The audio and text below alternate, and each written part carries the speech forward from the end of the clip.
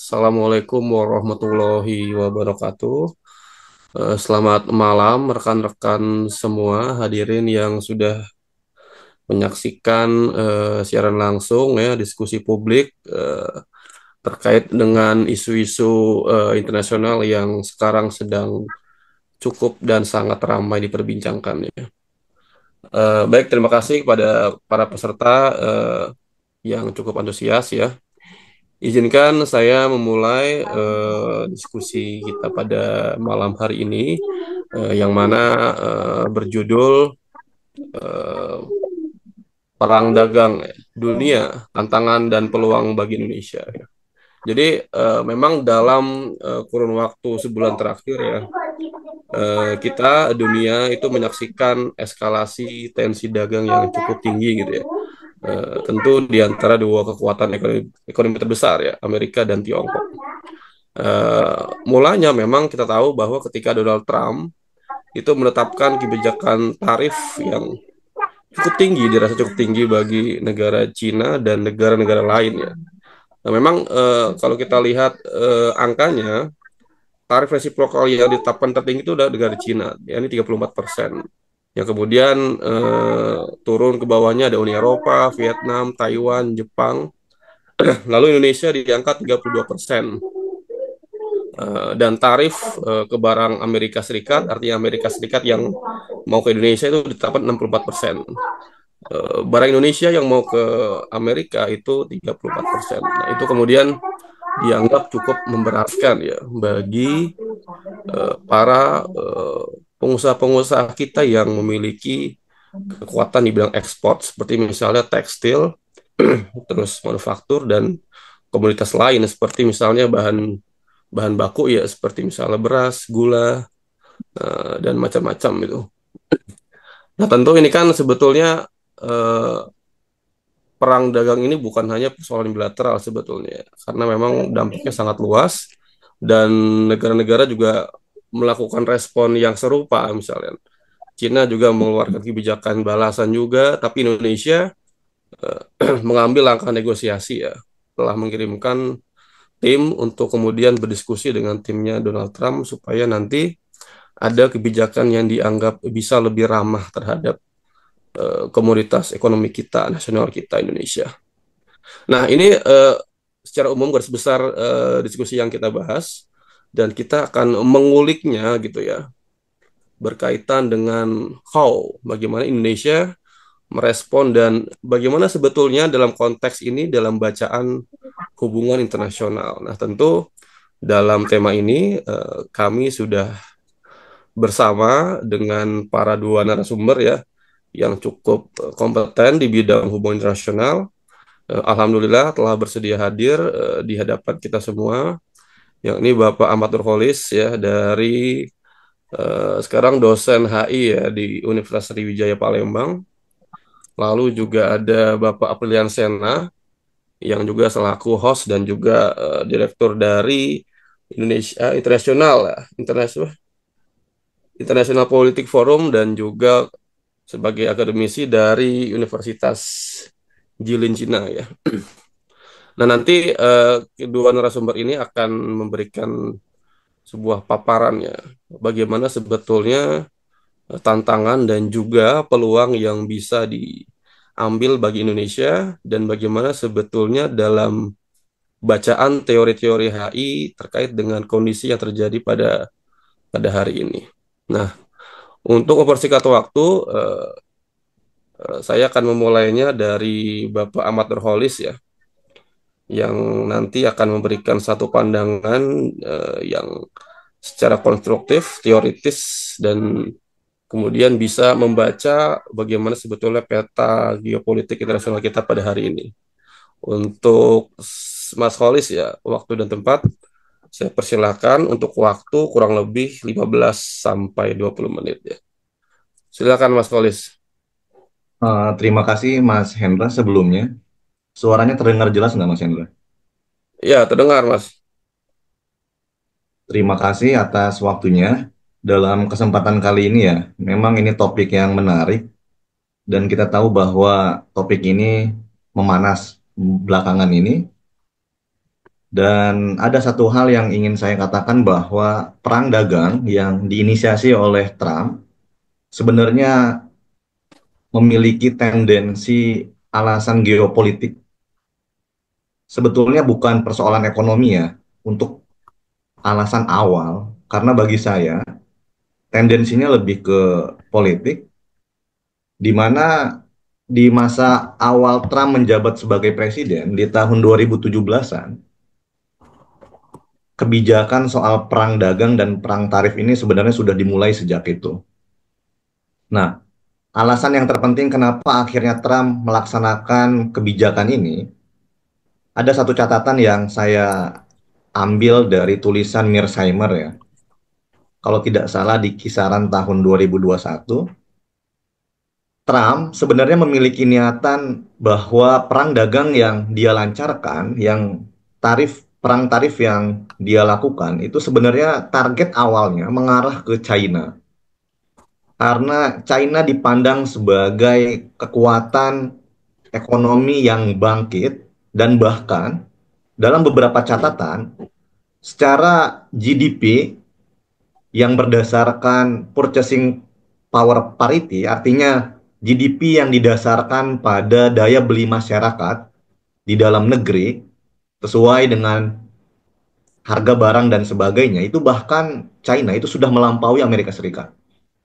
Intinya secara ekonomi kekuatan China itu telah bangkit dan disinyalir dalam beberapa tahun ke depan, dalam jangka panjang akan melampaui GDP dari Amerika Serikat. Meski memang upaya ini masih jauh.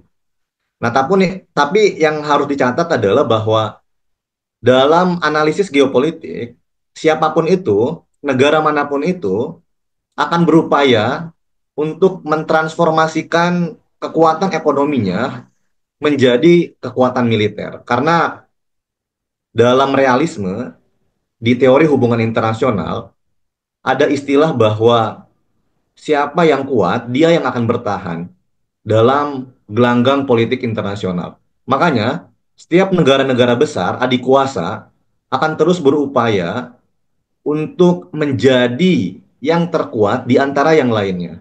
Nah, begitupun China. Nah, Trump di tahun 2017, dia menyadari bahwa kebangkitan Cina akan menjadi ancaman bagi Amerika Serikat di masa depan. Tapi teman-teman, kita harus flashback ke belakang ya. Sebenarnya kebangkitan China yang dirasakan oleh China saat ini itu merupakan blunder yang dilakukan oleh Amerika Serikat di masa lalu. Khususnya dimulai ketika Perang Dingin ya. Di masa Perang Dingin, Amerika Serikat berupaya untuk menarik China dalam orbit koalisinya. Karena saat itu China sempat berkonflik dengan Uni Soviet. China sempat berkonflik dengan Uni Soviet soal perbatasan dan ada perbedaan kebijakan antara Khrushchev dan Mao. Kemudian Mao menganggap bahwa Khrushchev telah menyimpang jauh dari ajaran-ajaran Stalin. Akhirnya, konflik yang terjadi antara China dan Uni Soviet ini dijadikan peluang dan kesempatan oleh Amerika Serikat untuk mendekati China agar China mau bersama-sama saat Perang Dingin untuk membendung ataupun melawan hegemoni Uni Soviet saat itu. Nah, singkat kata, Amerika Serikat saat itu diwakili oleh Presiden Richard Nixon datang ke Beijing, kemudian melakukan pembicaraan awal, dan akhirnya hubungan diplomasi antara keduanya terbentuk di tahun 1979 di bawah Jimmy Carter. Nah, setelah hubungan diplomasi tersebut terbentuk, Amerika Serikat berupaya untuk terus menggait China masuk ke dalam orbit tatanan liberal. Karena orang Amerika Serikat percaya, kalangan liberal khususnya mereka percaya bahwa ketika ekonomi China maju, maka perlahan-lahan ekonomi masyarakat kelas menengahnya akan muncul. Nah, ketika kelas menengah muncul dan marak di China, otomatis mereka akan teredukasi, mereka terdidik. Karena mereka terdidik, mereka akan menuntut hak yang lebih banyak, hak yang lebih besar dari pemerintahan mereka. mereka akan menuntut hak politik dan lain sebagainya. Nah, inilah yang menjadi logika dasar kenapa akhirnya di masa lalu Amerika Serikat mencoba untuk menggait China bukan hanya bersama-sama untuk melawan Uni Soviet, tapi juga dilatar belakangi oleh logika ketika China secara ekonomi maju, masyarakatnya akan menuntut lebih banyak dan akhirnya akan menuntut pergantian rejim di Tiongkok itu sendiri, di China itu sendiri. Nah, tapi teman-teman, ternyata apa yang dibayangkan oleh Amerika Serikat itu gagal. Memang pernah ada kecamuk demonstrasi di China, khususnya di tahun 1989, ada istilah Tiananmen Square. Saat itu masyarakat datang berdemonstrasi di lapangan Tiananmen. Tapi uniknya dan hebatnya, China bisa meredam aksi ini dan bahkan bisa menstabilkan kondisi politik China saat itu. Nah, singkat kata, demonstrasi gagal dan China bisa kembali fokus dalam kegiatan ekonomi mereka. Nah, kemudian upaya gagal Amerika Serikat untuk menjadikan China rejim demokrasi liberal itu tidak berhenti di situ saja. Memang ada fakta yang mengejutkan. Amerika Serikat tidak pernah menyerah untuk membuat China menjadi semakin kaya dan memperbanyak kelas menengah mereka. Salah satu bukti paling pentingnya adalah ketika tahun 2001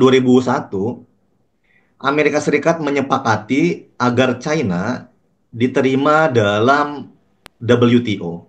Kita tahu bahwa WTO merupakan salah satu organisasi perdagangan dan ketika China gabung dengan WTO, otomatis kegiatan perdagangan dia dengan dunia luar akan semakin semakin masif.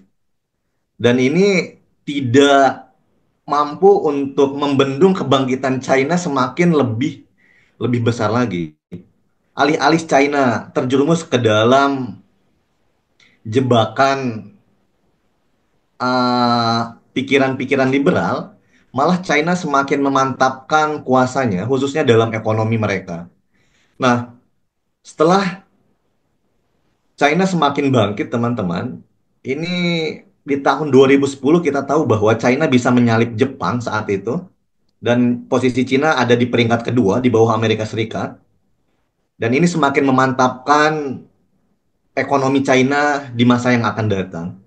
Nah, dan inilah yang kemudian akhirnya diwaspadai oleh Trump. Trump percaya bahwa jika kita tidak mengambil tindakan keras terhadap China, khususnya dalam ekonomi, maka suatu saat nanti Amerika Serikat akan tergerus hegemoninya dan Amerika Serikat akan digantikan oleh China sebagai negara hegemon baru. Inilah yang disadari oleh Trump. Makanya Trump semenjak awal dia menjabat sebagai presiden, dia mengenakan perang dagang dan perang tarif terhadap China. Nah, masa kedua Trump saat ini merupakan lanjutan dari kebijakan-kebijakan dia sebelumnya. Dan memang ketika masa Biden, Biden juga sebenarnya reaksi dia terhadap China itu keras juga. Karena dalam beberapa kebijakan yang dia ambil, khususnya di Indo-Pasifik, ada banyak jejaring yang dia buat untuk membendung China. Kita tahu bahwa ada yang namanya AUKUS. AUKUS itu merupakan salah satu kesepakatan keamanan antara Inggris, Australia, dan Amerika Serikat, di mana mereka memiliki satu proyek untuk membentuk kapal selam bertenaga nuklir. Salah satu alasannya ya untuk membendung China di wilayah Indo-Pasifik. Nah, selain AUKUS, ada juga yang disebut sebagai Quad. Nah, Quad ini terdiri dari Australia, Jepang, India, kemudian Amerika Serikat. Quad juga sama, ditujukan untuk membendung China. Dan ada juga yang disebut sebagai PBP, Partners in the Blue Pacific, terdiri dari 3 negara AUKUS, ditambah New Zealand, kemudian ditambah Jepang. Nah, semua jejaring komunitas strategis politik yang ada di Indo-Pasifik itu sebenarnya semuanya ditujukan kepada China. Karena memang kebangkitan ekonomi China itu sebuah takdir yang tidak bisa dibantah ya. Dan itu merupakan hasil kegigihan mereka dan bisa menjadi bumerang ataupun ancaman bagi Amerika Serikat di masa yang akan datang. Kita harus tahu bahwa dalam hubungan politik antar negara, sebagaimana tadi sudah saya jelaskan, siapa yang terkuat, dia yang akan menguasai dunia. Inilah yang selalu dipegang oleh Amerika Serikat saat ini. Dia sadar bahwa jika tidak ada langkah strategis dan langkah yang menentukan untuk menghentikan kebangkitan China, maka takdir kemerosotan Amerika Serikat itu menjadi takdir yang tidak bisa dihindari. Nah, inilah teman-teman, Pak Hendra, singkat saja yang bisa saya paparkan di 15 menit pertama ini. Terima kasih Bapak Nurholis atas penjabaran yang storytelling gitu ya dari awal Trump sampai sekarang. Tapi Pak Iceng, memang dalam konteks bagaimana kita bernegara ya, kita memang memandang bahwa setiap negara punya visi dan arahnya masing-masing ya. Saya juga sedikit mengikuti perkembangan soal Trump ya, ketika misalnya di 2018 dia kemudian mempunyai agenda American First gitu. Nah, kemudian pada saat itu memang proteksionisme yang dikembangkan kan juga sempat mengalami satu. Terus juga memang terkait dengan yang sekarang Pak Iceng ya. Eh, kita tahu bahwa dalam konteks realisme, sebagaimana yang dijabarkan oleh Kenneth Walsh itu kan memang tarif itu dipandang sebagai hal yang tidak hanya sekedar keuntungan jangka pendek ya, tapi juga membatasi kemampuan negara lain gitu ya. Ya, terutama dalam konteks bagaimana kita yang sudah terlanjur pasar bebas, kemudian ada kecemasan mungkin ya, yang kemudian bisa dibaca sebagai bentuk balancing dalam sistem internasional kita gitu.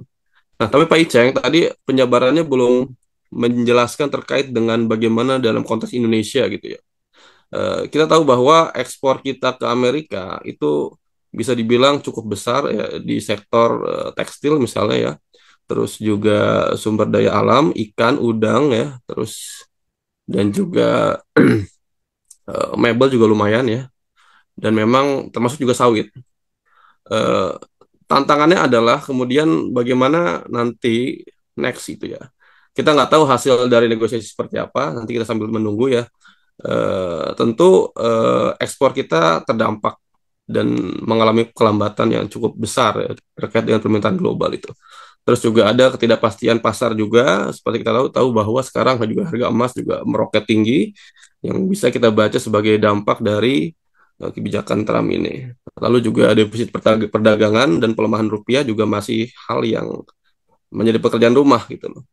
Nah, Pak Iceng bagaimana membaca tantangan-tantangan tersebut, Pak Iceng? Terutama dalam konteks bagaimana kita sebelumnya juga sudah declare kita gabung ke BRICS. Tapi ternyata dalam konteks ini belum ada suaranya itu Pak Iceng soal BRICS itu.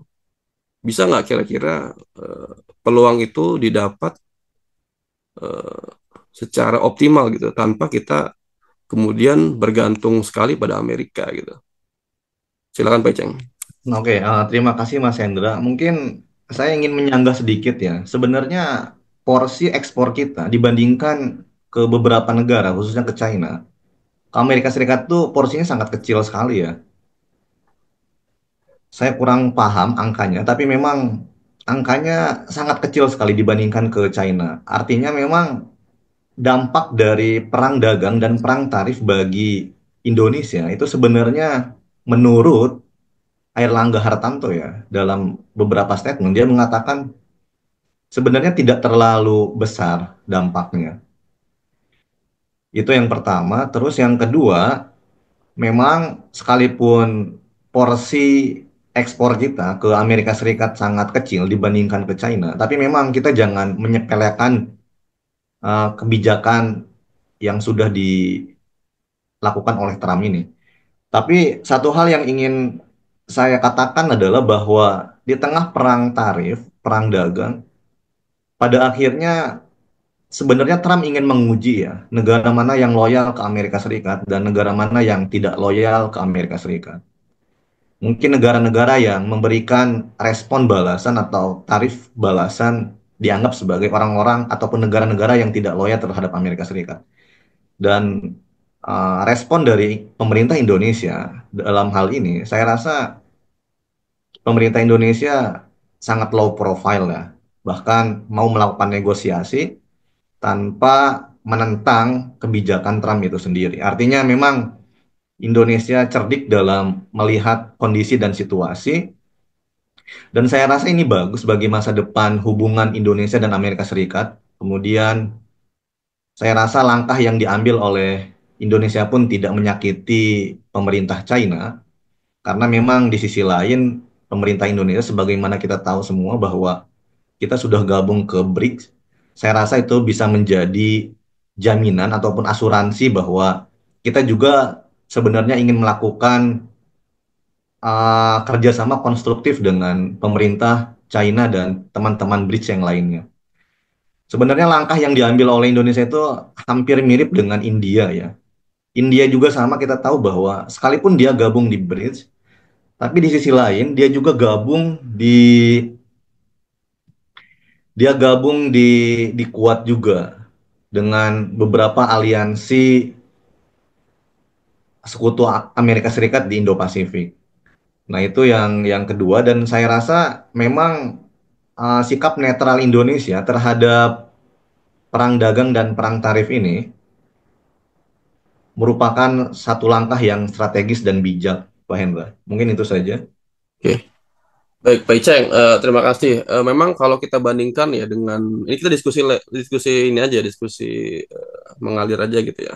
Hmm. Eh, Memang kalau kita lihat angkanya, memang ekspor kita ke Amerika memang tidak sebesar ke Cina. Tapi memang dalam konteks angka ya itu kan kita bisa baca memang ada dampaknya tentu. Seperti misalnya ketika ekspor terkait dengan ikan dan udang misalnya itu bisa mencapai 1,9 miliar US dollar misalnya.